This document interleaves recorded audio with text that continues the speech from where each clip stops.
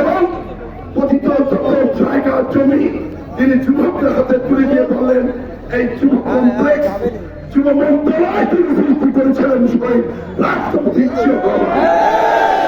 বন্ধুরা আজকে তারা কি করলেন এই রাস্তার জন্য বিদ্যুতের জন্য খালের জন্য ইরিগেশনের জন্য এবং মহিলাদেরকে উৎপাদনের মধ্যে দিয়ে বিদেশে তিনি গেলেন। আপনাদের মনে আছে মিডল ইস্ট দেশগুলোতে জিয়াউর রহমান মনে করত মিডল ইস্টের মধ্যে মুসলমানদের মধ্যে অন্যতম সেনাপতি শহীদ রাষ্ট্রপতি জিয়াউর রহমান।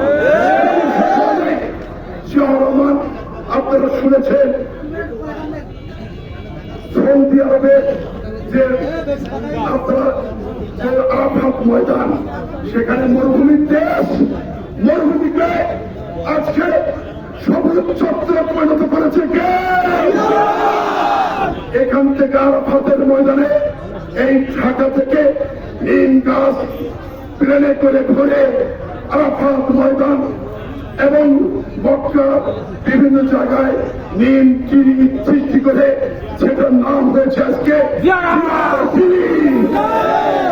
এর বিনিময়ে শহীদ জিয়াউর রহমান প্রথমেই সৌদি আরবের মানুষ রপ্তানি করলেন।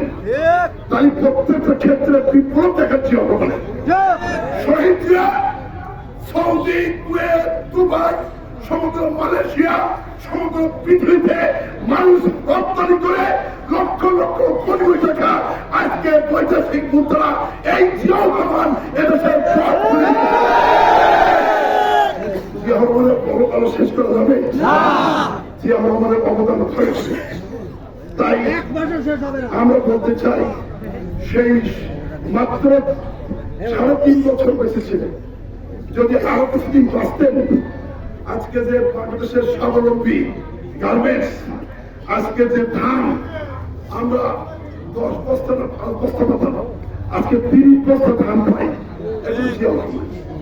আজকে কি খাল খনন দরকার না? দেখেছেন হালকা আপনারা স্বাভাবিকভাবে শহীদ রাষ্ট্রপতি জিয়াউর রহমানের সৃষ্টি না হলে বাংলাদেশ পৃথিবীর মানচিত্রে আলোকিত হতো না।